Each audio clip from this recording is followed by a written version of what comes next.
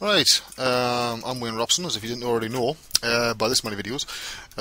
This time I'm going to show you, again expanding on the 32-bit painting that you can do inside of Mudbox 2009. I'm going to show you how you can paint your own HDR lighting. Okay, so let's just quickly subdivide this a few times because it always helps. Right, we don't need the wireframe for this one. Now, if we look in here, I'm going to have to select it first in the viewport. Right. So I'll just quickly get the other tools because I've still got the painting tools on. Undo that, and I have that there, and it's got this right the way down, right there, in the UV space. Special UVs for this one. We'll have to supply this mesh for you, right? So let's go back up. I'll just quickly recreate the level UVs, make sure everything's there. Go to paint, diffuse, okay? But same as last time, use one of the 32-bit. I like using the TIFF just basically because it's more portable than the OpenEXR at the moment for my pipeline. Feel free to use what you want. Okay. Now the chances are you're not going to need really 2K1 unless it's something really fine. So we'll just go for a 1K1 in this case. It helps the file size, and we'll know where we're at. Now, first thing I want to do is turn the lighting off and turn the grid off. Alright, because it's going to make it a whole lot easier. And with the airbrush, I'm going to first of all make sure that I have the whole thing painted black. Right? In fact, I'll tell you what, we'll paint it white and remove. Be much easier, won't it? And of course, it would help if I hadn't had the wrong brush selected. Right, here we go. Sorry about the hiccup, it sort of fries your brain after you've done a few different videos. Right, so there you go. Painted all the way around like that. I know it's the most interesting painting demo in the world, but I promise you this is really useful. Don't worry about this seam at the back, alright? This is not the seam you're looking for, to quote my favourite film. Alright? It doesn't matter, it's there for a reason. That's all you need to basically know, okay? Let's take it back now, and this time with the paintbrush I'll try and pick, let's say we'll use that fall off with a steady stroke. So we've got square fall off with steady stroke. I'll turn lighting on, turn flat lighting off, so we've still got it. You should see the specularity. In fact, let's play around with the material so we can see it a little bit clearer. Alright, because I know it sometimes gets hard to see things on these videos. So let's just quickly paint out the quickest of squares, right?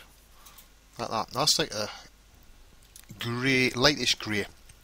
We'll pick another colour. So let's say on this side we want a very bright green light, right? And it's got to be big, right? So putting it like this. I'm trying to use colours that I know are going to show up pretty well. Right? So let's just have a sort of groundish sort of colour, desaturated a bit. Alright, we'll paint it along here, like that, and maybe even a bit of a light blue-ish colour on the top, like that, right? Now I'm going to turn that one down because we don't want it to show up too much, right? Fuck, you could even, and there's Christoph just showed up. You know, I can guarantee whenever I record things, I always forget to switch that off. And I've been crucified in the past for things like that. Anyway, let's go with that, randomise, and turn that down a bit, and we'll just quickly add some sort of cloudy type efforts. Alright? It's not going to win an art award, it's not meant to. Okay, it's a 32-bit image. So let's save this out. Export, and we'll call it Win HDRI. Right? Exactly what we've just painted. Now I'm going to pause this, I'm going to import a model, and I'll show you exactly what happens, okay? Okie dokie, I'm back again. I know it doesn't seem like I've been anywhere to you, but that's that hard surface 20-minute doodle I did a little while ago. It uses an IBL file there for the lighting. I've got another light, but it's actually switched off at the moment. Might as well take shadows off that. I don't need it no more for this. Now you can also, I think I mentioned it in one of the previous ones, you can over crank these as much as you like. So let's go and find our HDRI. There you go. Remember how we had a lot of green in it, right? And you can see the blue, the green, there's the ground colour, right? we've painted our own sort of studio highlights. Right now, I'll let you have a little play about with it yourself. If you've seen the video, actually it was not recorded for anything particular. It was done for YouTube, but Dave liked it so much he wanted to put it up on the area. And that's just a studio lighting rig. That's, you know, that's the one that was I captured inside of 3D Max, Mental Ray. Complex setup, and I thought, well, actually it doesn't look quite right because I hadn't captured it correctly. So all I did was paint it over. 32-bit colour painting inside a Mudbox. Nice lighting setup. So there you go. There's a few things to get you thinking about brand new workflows. I'll be adding a lot more because it seems like the right time to announce it. But I'm going to be doing something rather revolutionary. Now I know a lot of you bought Mudbox, a practical guide and a second disc.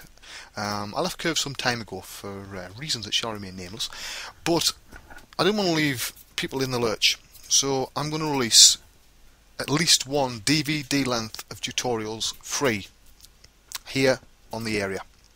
They'll all be supplied in high res. Autodesk have been kind enough to say that they will host them. This is my free gift to the community. So there you go. You've got something to look forward to, and I know what I'm doing for the next couple of days. Right, see you all in the next one.